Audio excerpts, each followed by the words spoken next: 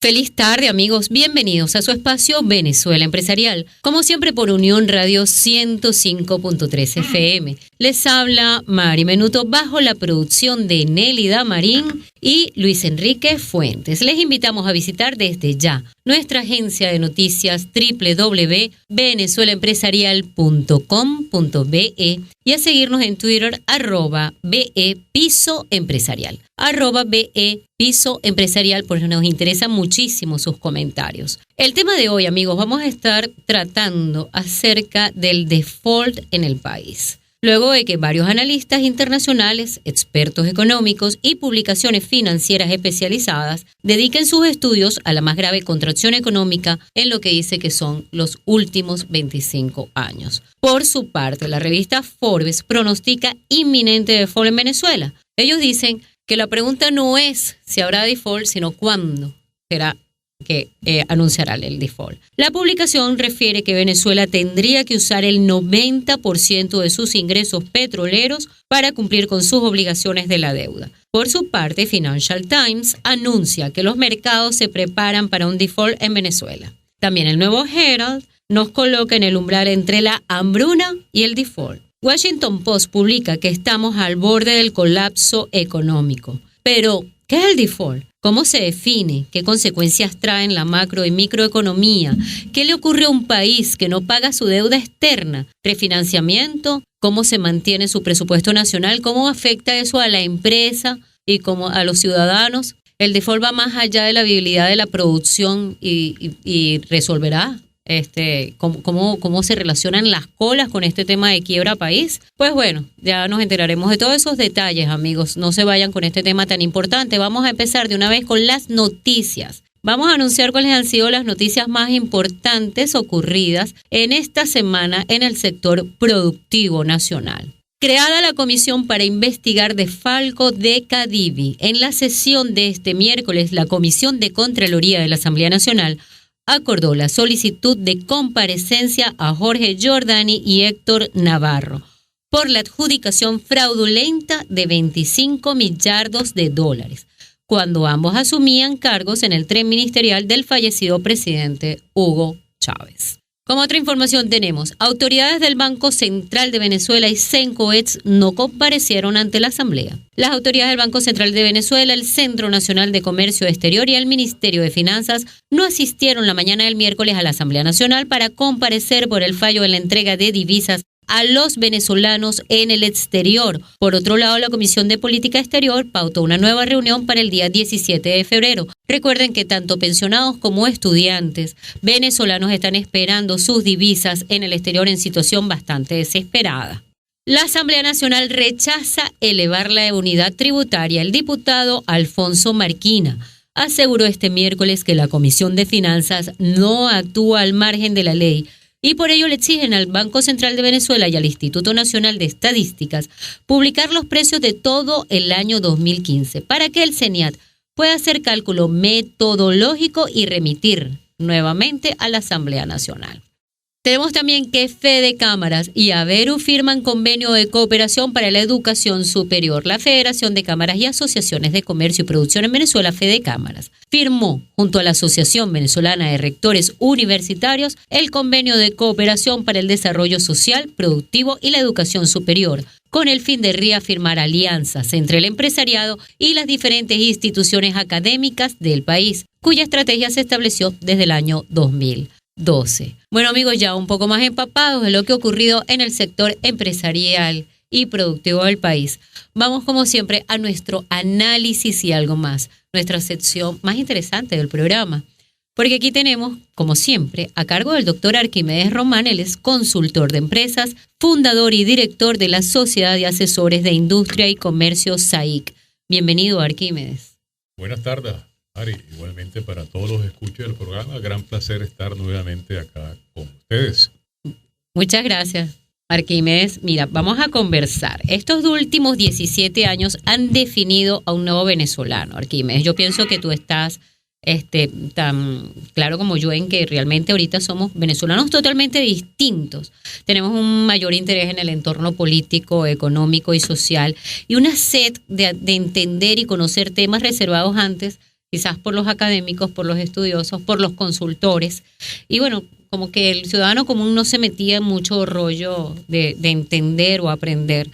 Pero por eso nos parece interesante que quizás en esta emergencia económica que padecemos, la gente quiere entender las informaciones que bombardean las redes y los medios de comunicación. Imagínate, la gente está hablando quizás ya en las colas, en los supermercados, en las organizaciones de default y quizás un poco alegremente. Queremos saber, Arquímedes, ¿qué es el default? ¿Cómo lo definimos? Mira, lo que ocurre con el término default es que en Venezuela eso hace mucho tiempo que no se hablaba.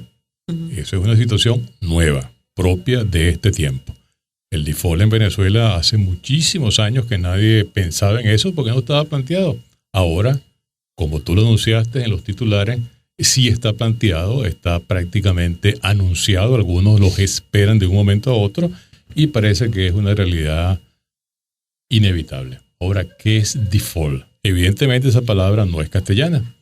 Y default significa, en términos de economía y en términos de finanzas internacionales, lo que pudiéramos decir en términos sencillos, cesación de pagos. Es decir, cuando un Estado, una entidad, dice no puedo pagar esta deuda. Eso hay que diferenciarlo de estar en la quiebra. Uh-huh. Estar en la quiebra es peor todavía. La cesación de pago es una entidad o un Estado que no tiene liquidez para pagar una deuda, pero tiene recursos en activos fijos, otras naturalezas que le dan todavía solvencia económica. Lo que significa que podría ser que la reconoce, pero que no la puede pagar. La ha reconocido, pero no puede pagarla. Ahora, una cosa importante es que el default no es para siempre. El default no es absoluto. Cuando un Estado dice, no puedo pagar esta deuda, no quiere decir que no la va a pagar nunca. No, simplemente el default origina un proceso de negociación y arreglo con los deudores. Fíjate que, por ejemplo, en el año 98, Rusia declaró default de gran parte de su deuda externa y esa deuda se renegoció y posteriormente Rusia la pagó en otros términos. Igualmente con Argentina en el año 2001, parte de esa deuda todavía está en discusión, pero al fin y al cabo se hizo un arreglo difícil, costoso, muy demorado, muy peleado, pero siempre se llega a un arreglo. Naturalmente que los tenedores de deuda quieren que se les pague de inmediato, pero ante la imposibilidad de recibir el pago en su momento preciso, están dispuestos y conviene en negociaciones en términos que compensarían el no recibir el pago en la fecha determinada. Uh-huh. Ahora, Venezuela tiene deuda, el Estado venezolano, el sector público en términos generales tiene deudas gigantescas. La deuda se estima en 250,000 millones de dólares, otros la estiman en 300,000 millones de dólares. Si los que me están escuchando tienen un papel y un lápiz a mano, hagan lo siguiente, escriban 250 y agréguele 3 ceros para llegar a 250,000 y luego agréguele 9 ceros más. 250 más 3 ceros y 9 ceros más, es decir, más 12 ceros. Eso es, en bolívares aproximadamente, el tamaño estimado de la deuda del sector público. Claro, no toda esa deuda es externa, pero gran parte de esa deuda es externa, porque ahí está contemplada la deuda soberana, que se llama deuda soberana, la deuda que reconoce el Estado. La deuda de PDVSA, que es una deuda de un ente privado, un ente comercial adscrito al Estado, pero que no es el Estado. Está la deuda con el fondo chino, que siempre es un misterio, porque no se sabe realmente cuál es esa deuda, ni a quién se le debe, ni cuáles son las características, pero ya hay por lo menos 20,000 millones de dólares. Está la deuda que tiene, la deuda interna que tiene el Estado con todas las empresas nacionalizadas a las cuales no se les ha pagado sus activos. Y está también, entre otras deudas, la deuda con el sector de las automotrices, el sector ensamblador, las líneas aéreas, la farmacéutica, el sector químico, es decir, todas aquellas deudas originadas por la no liquidación de los dólares solicitados a través de SENCOE para las importaciones de materia prima. Ese último renglón está en el orden de 20,000, 25,000, no se sabe cuánto, pero una gran cantidad de dinero. Ahora bien, la deuda que pudiera entrar en default no es toda esa, naturalmente. Uh-huh. La deuda que pudiera entrar en default es la deuda que se venza próximamente, 2016 y quizás algunos años más adelante, la cual está fundamentalmente en bonos. De esos bonos hay el bono 2016 que se vence en febrero, es decir, en este mes, y que se tiene entendido que el Estado la va a cancelar, son alrededor de 2.500 millones de dólares. Se supone que hay la previsión para cancelarla, pero queda mucho más.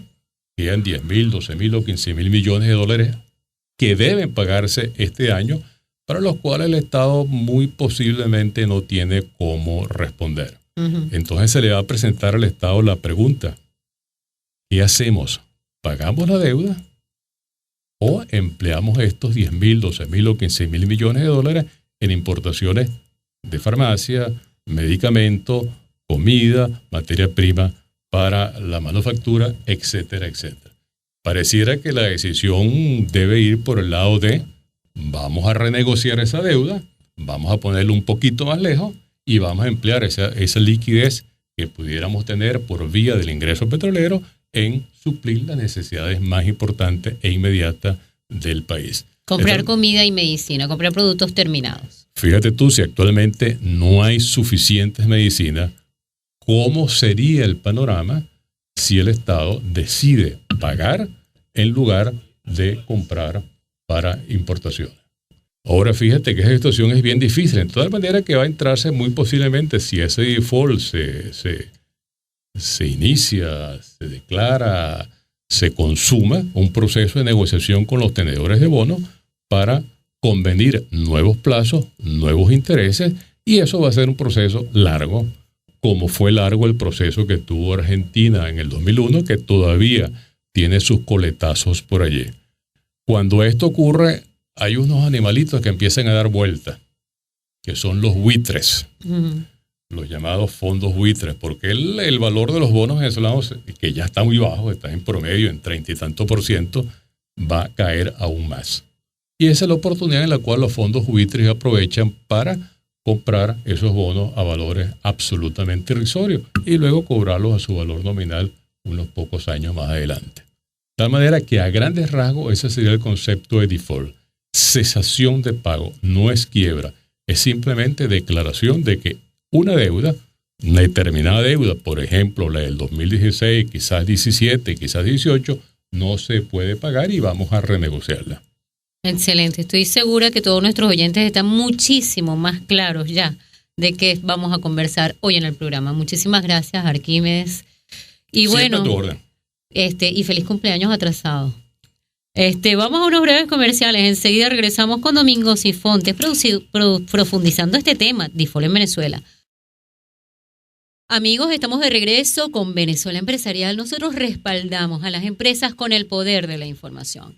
En línea tenemos a Domingo Sifontes. Estamos en un país aparentemente en bancarrota, con 720% de inflación, con 24 de los 58 productos de la cesta básica en escasez. Eso lo ven todos los días en las colas. Con cifras que demuestran que el 24.1% de los venezolanos entraron en pobreza en el año 2015. Con un barril de petróleo un poco más de $20, cuando debería estar mínimo en $75 para pagar la deuda externa y en 118 para cubrir su costo de producción y además pagar deuda externa. Entonces le consultamos hoy que estamos hablando de default y además aclarando esa duda de qué se trata de default. Estamos en un país en bancarrota, estamos en un país que entra a negociaciones, estamos en un país que reconoce su deuda pero que dice que no puede pagarla. Vamos a ver qué entendemos. Bienvenido, señor Sifontes, ¿cómo le va? Hola, buenas tardes. Saludos a todos. Se dice que el déficit está cerca de $30 millardos. ¿Qué significa eso para los venezolanos? Bueno, básicamente, más allá del monto como tal, lo importante es ver con respecto al tamaño de la economía, cuál es el tamaño del déficit. Entonces estamos hablando de un déficit entre 15 y 20% del tamaño de la economía, es decir, 15 a 20% del tamaño del PIB. Y eso implica un número, digamos, bastante grande, que puede generar, que nos está generando problemas desde hace algún tiempo. Entonces, ¿qué implicaciones puede tener eso? Bueno, que básicamente todo lo que se está presupuestando en el ejercicio, por ejemplo, para este año, no está siendo del todo, digamos, asegurado. Es decir, hay que buscar cómo financiar, digamos, parte de lo que son las actividades para que la economía funcione. Entonces, tener un déficit tan alto es un problema importante para el gobierno, sin ninguna duda, y para las personas, digamos, para la sociedad en general, porque generalmente cuando eso ocurre, vienen problemas económicos mucho más severos. ¿Cuáles son las condiciones que deben darse para entrar al default? Bueno, básicamente el default tiene que ver con la cesación de pagos, es decir, que un país tenga parte de su deuda externa y no la pueda pagar, ¿no? Más allá de cómo está estructurada, es que no puede honrar sus compromisos anuales, bien sea trimestrales o semestrales, de sus deudas a nivel internacional. Entonces, claro, las condiciones, bueno, pueden ser muchas, pero en general es que básicamente quien tenga que pagar declare que no puede hacerlo o que no lo va a hacer, sobre todo que no lo va a hacer, porque no necesariamente el hecho de que se declare en default quiere decir que no se pueda pagar. Puede ser, por ejemplo, que en efecto se pueda pagar, pero que el costo de oportunidad para quien tenga que pagar es muy alto y por lo tanto prefiere no honrar sus compromisos y hacerle frente a otras obligaciones que pueda tener internamente, por ejemplo, en el país. En cualquier caso, declararse en default, más allá de la razón o de la causa por la cual se entra en default, es, digamos, una mala señal para los mercados internacionales y por lo tanto, básicamente una peor situación de la que ya estaríamos viviendo.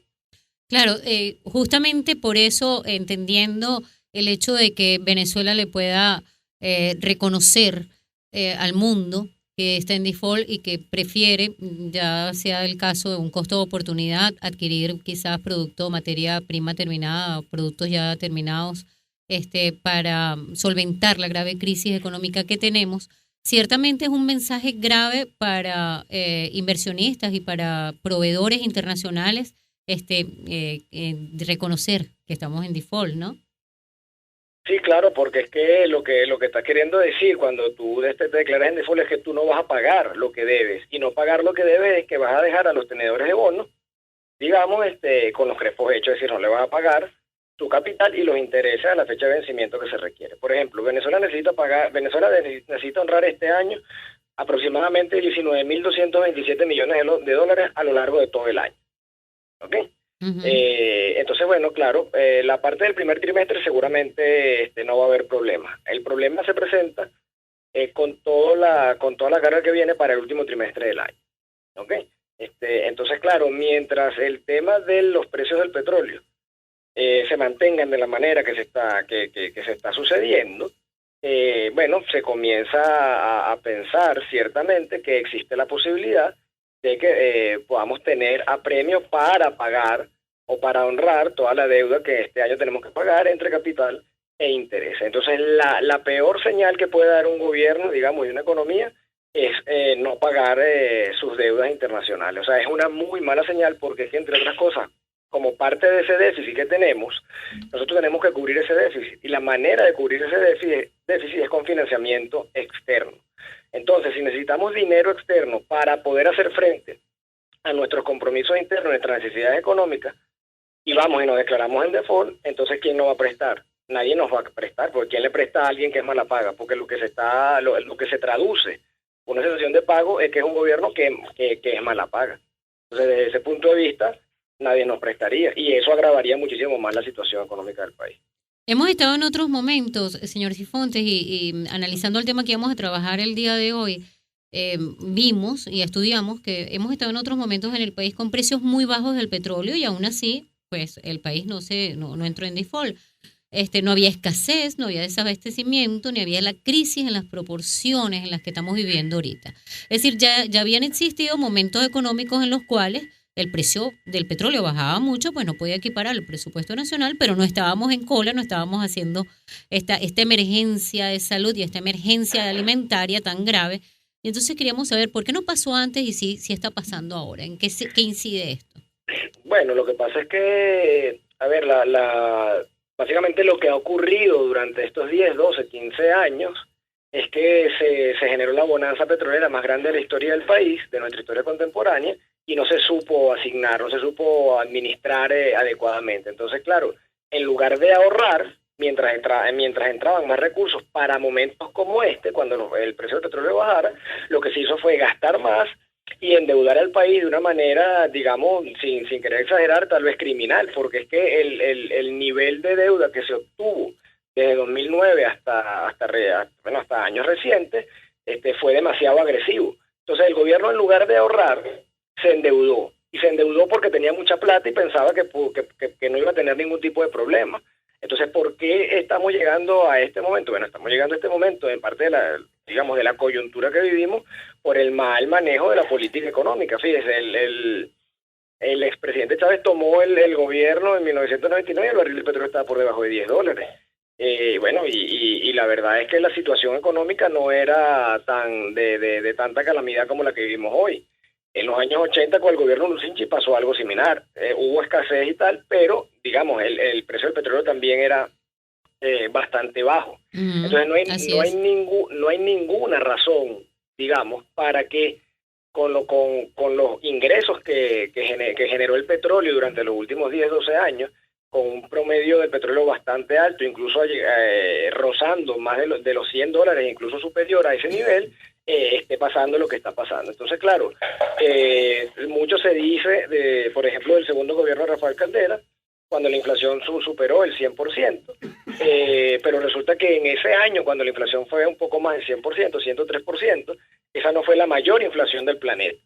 Ahorita tenemos, adicionalmente, una inflación muchísimo más alta que la del gobierno de Caldera, y sin ninguna duda es la inflación más alta del mundo, porque el problema inflacionario, la inflación ya no es un problema internacionalmente. Las economías avanzadas y hay un consenso internacional respecto a lo que supone el tratamiento de la inflación y cómo hacer para que los países no generen procesos de alta inflación como el que vive Venezuela, o incluso procesos hiperinflacionarios, que no es necesariamente lo que está viviendo el país en este momento. Entonces, ¿por qué hoy estamos como estamos? Bueno, porque se ha hecho mal absolutamente todo desde el punto de vista del manejo económico. Es decir, se requiere urgentemente, además, que la sensatez regrese a la toma de decisiones económicas y que se genere un plan, económico, sobre todo creíble. Porque el problema de este tema es que si se genera un plan económico que no sea creíble, el país no va a poder salir a buscar dinero o financiamiento externo, porque absolutamente nadie le va a creer. Entonces, el principal activo económico que tienen los gobiernos desde el punto de vista de la toma de decisiones es la credibilidad y la confianza que puedan generar a través de las decisiones que establecen u ofrecen van a realizar. Y eso es lo que está padeciendo, digamos, en este momento el equipo económico y el gobierno del presidente Maduro. Es decir, nada de lo que se ha anunciado genera confianza y nada de lo que se ha anunciado es creíble. Por lo tanto, de esa manera difícilmente se pueda solucionar la grave crisis que vivimos en la actualidad. Claro, crea fama y acuéstate a dormir. Muchísimas gracias, señor Sifontes, muy amable, de verdad, por atendernos esta entrevista. Bueno, tenemos amigos, vamos a continuar con el programa de hoy ya mucho más claros acerca de qué es lo que está ocurriendo en Venezuela. Vamos a darle la bienvenida a dos invitados, pero súper de altura, que tenemos hoy en cabina. Tenemos a Marco Federico, experto en finanzas, y tenemos a Carlos Ñáñez. Ambos, nos van a hablar un poco acerca de cómo está el tema del default, cómo lo entienden ellos y, qué alternativas tenemos. Tenemos aquí en cabina a Carlos Ñáñez. Él es profesor universitario, experto en el área económica, en materia económica. Sabemos, doctor Ñáñez, bienvenido. Gracias, muy gentil. Bienvenido. Por cada dólar que baja el precio del barril del petróleo en Venezuela, deja de percibir $800 millones. Yo cuando leí eso, de verdad me escandalicé muchísimo, porque si encima de que estábamos produciendo poco, porque habíamos bajado considerablemente la producción petrolera en Venezuela, además baja el precio del barril, dejamos de percibir $800 millones, lo que significa que el déficit podría superar los 34 millardos de dólares. En 2016, ya Arquímedes Román nos hizo el ejercicio de cuántos ceros hay que ponerlos para entender esa cifra. Estarían confirmando la opinión de Berkeley Sport Capital, por ejemplo, que el gabinete económico no tiene sentido de urgencia para enfrentar la crisis. Eso ha sido lo que ha definido como la peor contracción económica en los últimos 25 años. Lo tenemos en cabina para que nos ayude un poco a entender mejor ¿Es cierto que se requeriría el 90% de los ingresos petroleros para cancelar la deuda, señor Náñez? Sí, primero tenemos que contextualizar, más que el monto, que fue lo que nos intentó explicar el profesor Sifontes, lo que importa es el tamaño de la economía. El déficit fiscal tiene un impacto que va un peso que va entre 15 y 23%. Philip Kagan, que es el que establece conjuntamente con Milton Friedman los estudios fundamentales de la inflación como fenómeno monetario, porque la inflación, hay que aclarar en este programa que es un fenómeno monetario. No se trata de un fenómeno especulativo. Ya el simple hecho de definir la inflación desde el punto de vista monetario presupone un conjunto de conocimientos técnicos lo suficientemente enrevesados para incluirle a ello un legajo ideológico que es totalmente inaplicable, un legajo ideológico que aparte es totalmente anacrónico. Pero volviendo a su pregunta, Philip Kagan y Milton Friedman definían que existía una correlación directa entre la emisión monetaria y el umbral hiperinflacionario. Comparto perfectamente con el profesor Sifontes el hecho de que Venezuela aún no ha entrado en una hiperinflación. Estamos en los umbrales de la hiperinflación, pero el umbral de la hiperinflación es positivamente correlativo con la emisión monetaria y tiene una correlación negativa con el peso del déficit fiscal sobre el volumen del Producto Nacional Bruto. Es decir, que a mayor peso de ese déficit fiscal, que se define para los radioescuchas como el incremento de los gastos por encima de los ingresos en un 23% de la producción del país, pues abiertamente fomenta desde el punto de vista fiscal a la inflación. Si nosotros analizamos la Carta Magna, la Constitución, el 320 establece claramente que se deben establecer políticas de armonización entre la política monetaria y la política fiscal para evitar inestabilidades en precios. Perfecto, mucho más claros aún. Vamos a unos breves comerciales, amigos, y ya regresamos con el tema de hoy, default en Venezuela Empresarial. Estamos de regreso, amigos, con Venezuela Empresarial. Hoy estamos tocando un tema que se está hablando en todas partes, en las familias, en las instituciones, en las organizaciones. Estamos muy preocupados porque hace apenas una semana, 2 semanas, estábamos hablando en Venezuela Empresarial de emergencia económica. Y bueno, una cosa trae la otra. Evidentemente, ahorita se está hablando muchísimo de default. Dicen que no saben cuándo ocurrirá, pero que va a ocurrir, va a ocurrir. Nos vamos a declarar o vamos a hablar, vamos a entrar en default. Entonces, bueno, ya he explicado un poco más. Estábamos hablando con Carlos Ñañez, el profesor Carlos Ñañez, que lo tenemos en cabina, acerca de esto de entender que es un fenómeno inflacionario, la inflación, que la consecuencia de eso de gastar más de lo que ingresa ocurre, default, no tenemos con qué cancelar y necesariamente pues tenemos un tema de costo de oportunidad de qué es lo que voy a hacer con ese dinero, ¿lo pago y ahorro mi deuda o compro producto terminado? Lo que ocurre en Venezuela en relación a la cesación de pagos, hay un componente fundamental en economía, que es la regla básica de cualquier estudiante del tercer semestre de una carrera de economía en cualquier parte del mundo.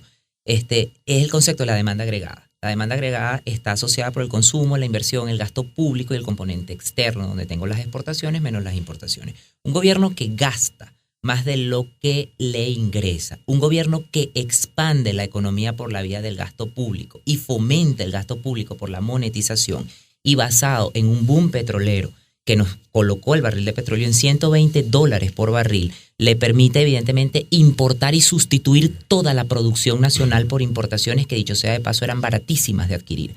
Cuando el precio del barril de petróleo desciende en promedio de $100 por barril a $27 por barril, el impacto es insostenible para la República, porque Petróleos de Venezuela produce 97% de los ingresos del país, de la economía nacional. Entonces, el Estado entra en una cosa que se llama la trampa del coste de oportunidad. El coste de oportunidad de definir, ¿pago la deuda o importo? Importo alimentos, importo medicinas, importo insumos y bienes intermedios de capital que, bien dicho sea de paso, son muy complejos de importar en una condición de control de tipo de cambio sostenida durante 13 años. Entonces, todo este conjunto de elementos supusieron la conculcación o la ocurrencia de una tormenta perfecta en economía. Los ministros del gabinete económico están sencillamente desconcertados ante el tamaño de la crisis. La crisis en materia económica yo la definí en una entrevista con CNN como la peor crisis de los 204 años de nuestra historia republicana. Porque si hay algo cierto de lo que se dijo en la Asamblea Nacional por parte del profesor Guerra, quien fue uno de mis profesores en el área de especialización, es que evidentemente los estados no pueden someterse a un proceso de irresponsabilidad manifiesta con el manejo de los recursos y que hay un costo social que honrar. Y evidentemente esto trae este tipo de consecuencias perversas. El control del tipo de cambio es un mecanismo también que en sí mismo supone el proceso de cazar rentas, el proceso de establecer niveles de corrupción inmensos. Ayer, por ejemplo, en esta semana veíamos cómo la Asamblea Nacional improbaba la modificación de la unidad tributaria, que es una unidad de medida inflacionaria en sí misma porque determina el valor de los ingresos del Estado. La rata de crecimiento de la inflación para la unidad tributaria fue calculada en 18% y la inflación anualizada al mes de septiembre en 2015 se ubicaba en 142%. Entonces, el SPLER, la brecha entre lo que me indica la medición de la inflación por unidad tributaria y lo que indica la inflación como fenómeno monetario es de alrededor del 686%. Estamos hablando de cifras inmanejables. Una brecha inmensa. Inmanejables. La unidad tributaria, asumiendo la inflación anualizada, debería estar en 330 bolívares y asumiendo la inflación estimada al cierre de 2015, que es de 270.7%, utilizando modelos econométricos sencillos, que los utilizan los muchachos en la Escuela de Economía para sus tesis de grado, para sus trabajos de investigación en econometría. Modelos como Gretel, modelos log-normales, nos permiten determinar que la estimación de la inflación es del 300%. A esa estimación, la unidad tributaria debería estar en 600 bolívares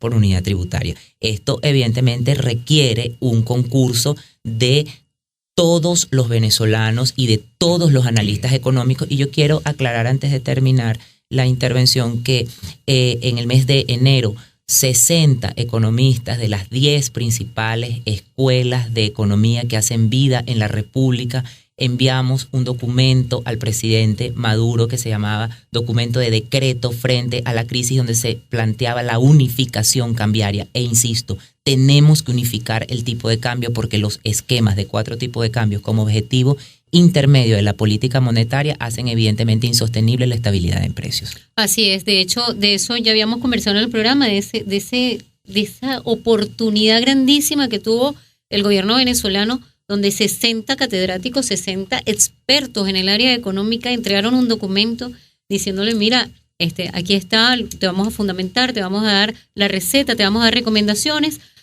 y bueno, a oídos sordos, pues. Tenemos aquí también en cabina a Marco Federico, él es analista, experto, consultor en el área de finanzas. Y queremos también escuchar cuál es tu visión acerca de esto y cómo en un país petrolero, en lugar de convertirse en una superpotencia, como tantos ejemplos hemos visto, cae en default. ¿Por qué los venezolanos tendríamos que pagar por esto? Porque este es un país, como bien decía el profesor Ñañez, este es un país que ha preferido importar que producir y ha gastado más de lo que le ha ingresado. Entonces, bueno, si no producimos para la rata de lo que gastamos, ¿qué es lo que va a pasar con esto? Bueno, ante todo, Mari, gracias por la invitación a Venezuela Empresarial. Saludos a las radioescuchas. Con respecto al default, yo creo que no necesariamente debiéramos llegar al default, porque hay que plantearse lo siguiente, los pro y los contra del default. ¿Cuáles son los pro de declararse en default? O el único punto a favor de declararse en cesación de pagos sería que los 10.000 millones de dólares que tendríamos que destinar este año al pago de deuda externa, tanto de PDVSA como de la República, los pudiéramos importar en medicinas, materias primas, alimentos, etcétera, etcétera. Eso sería el gran punto a favor, pero vamos a sopesarlos con los puntos en contra. ¿Qué pasaría si nos declaramos en default? Primero que todo, del punto de vista ético y moral a nivel mundial, sería una raya inmensa. Claro. Segundo, perderíamos las pocas líneas comerciales que nos quedan, las líneas de crédito comerciales que todavía quedan, las que todavía existen, se perderían automáticamente. Tercer punto, tenemos activos susceptibles de embargo en todo el mundo, a diferencia de otros países. Nosotros tenemos refinerías en el Caribe, tenemos refinerías en los Estados Unidos, tenemos tanqueros surcando todos los océanos del mundo de petróleo. Eso no los pudieran embargar. Adicionalmente, la línea de crédito que tenemos con el fondo chino tiene una cláusula también que si de Venezuela se declara en cesación de pagos, eso incidiría, anularía, bloquearía el fondo chino. Entonces, dado este ejercicio que acabamos de hacer de los pros y los contras, vemos que son más los puntos negativos que positivos. En otras palabras, sería peor el remedio que la enfermedad. Sin embargo, también estaríamos hablando de un reconocimiento de decir esto es lo que me está pasando y poder abrir una etapa de negociación. ¿Ves eso factible? Quizás eso sea bueno para Venezuela renegociar. Hay varias opciones, claro, hay varias opciones. De hecho, el año pasado... Sin entrar en default, es decir, sin decir estamos en default, podríamos abrir un proceso más bien de negociación de deuda. Hay otras opciones, de hecho, le recuerdo a los radioescuchas que este diálogo también se estaba manejando el año pasado. El año pasado había un default inminente. Uh-huh. De hecho, gente de mucho prestigio como Ricardo Hausmann y el economista... otro que se me fue el nombre del otro economista, José Antonio Puente, también estaban hablando de un default inminente. Mira, y el año pasado honramos las obligaciones, no nos declaramos en default. Y el año antepasado también se hablaba de default y no nos declaramos en default. ¿Qué se hizo los 2 años anteriores? Primero, el gobierno vendió activos externos. Todavía tenemos activos que vender, claro, tenemos cada año menos. Sí. Pero el año pasado se retiró dinero de derechos especiales de giro que tenemos en el Fondo Monetario Internacional, hicimos un swap en oro, se cobró a descuento deuda que teníamos con los países de Petrocaribe y bueno, y se honraron las obligaciones. Este año también se pudieran vender otros activos externos, obviamente cada vez quedan menos. Hay otro factor que no se tomó en consideración los años anteriores, que era que Venezuela, calladito, el Estado y PDVSA, a través de entes del Estado como del Fondo de Ahorros de Pensiones y Jubilaciones de PDVSA, entre otros entes, venían comprando deuda a descuento. Uh-huh. Nosotros no sabemos este año cuánto ya hemos comprado de la deuda que va a vencer. De hecho, la deuda que vence el mes que viene de la República de Venezuela, que son 1.500 millones, se estima que ya hay 900 millones que ya las tenemos recompradas a descuento. De aquí a octubre y noviembre, que es cuando viene el otro pago fuerte de capital, que son 3.500 millones de dólares del PDVSA 2016, pueden pasar muchas cosas. Se puede mejorar el precio del petróleo, pudiéramos obtener préstamos de entes internacionales, obviamente llegando a acuerdos, Fondo Monetario, inclusive China. China es un país que tiene 3,7 trillones de dólares en reservas internacionales. O sea, lo que le íbamos a pedir sería para ellos un pelito de la cabeza. Uh-huh. Y y en última instancia, para mí uno de los peores escenarios, y creo que pudiera perfectamente hacerse, y lo dijo Arquímedes al principio de la entrevista, se pudiera con anticipación renegociar el vencimiento de este año. Les voy a hacer unas preguntas breves para aprovechar los segundos ya que nos quedan de programa. Estaba escuchando en estos días que quizás es hora de tocar el Fondo Monetario Internacional antes de tocar fondo nosotros. ¿Eso es una oportunidad viable, profesor? Seguro. Fíjese usted, hay que aclarar que el Fondo Monetario Internacional no es un ente satánico. El Fondo Monetario Internacional es un ente de intermediación financiera a nivel mundial. Venezuela tiene acciones en el Fondo Monetario Internacional, tiene 3.000 acciones en el Fondo Monetario Internacional que nos dan acceso a 50.000 millones de dólares, que es lo que necesitamos para salir de esta crisis. ¿Qué ocurre? Que el Fondo Monetario Internacional le entrega el dinero, pero le asocia a un plan de ajuste. Es decir, usted no puede hacer lo que le parezca. Usted tiene que tomar medidas asociadas a la racionalidad en materia económica. Yo escuchaba al colega y escuchaba al profesor Sifontes y evidentemente su inquietud, que es la de la mayoría de los radios escucha, ¿cuál es el costo de todo esto? Desde luego se puede renegociar. Yo no soy tan optimista con el precio del barril de petróleo porque los mercados internacionales ya están estableciendo una caída estructural en los precios del barril de petróleo y Venezuela necesita $118 para equilibrar el presupuesto, para que ingresos sean iguales a gasto, pero puede articularse, tocarse la puerta de China, tocarse la puerta del Fondo Monetario Internacional. Eso sería un plan económico coherente. Pero no hay almuerzo gratis en economía. Eso es una máxima de Milton Friedman. Uh-huh. Todo tiene un costo en economía y el costo que estamos pagando los venezolanos es inmenso en pérdida de bienestar. Sin embargo, para finalizar, del poeta Cadenas, que es un extraordinario poeta venezolano, hay un verso que podría llenarnos de optimismo, y es que este país desde sus grietas sale para reconstruir el verdadero rostro de la verdad. Amén. Muchísimas gracias. Amén, estoy segura que sí. Brevemente, Marco Federico, para cerrar, ¿es el aumento de la gasolina y de esos nuevos tributos como el impuesto al débito bancario, las grandes transacciones, como un remendar el capote para aliviar este gasto o tratar de pagar esa deuda? Bueno, al país le hace falta un conjunto de medidas completas y coherentes, reforma fiscal, monetaria y cambiaria. Indudablemente, estos ajustes ayudan parcialmente. Hay que sincerar los precios de la gasolina y sincerar el tipo de cambio. Es parte de una solución que debe ser manejada de manera integral. Así es.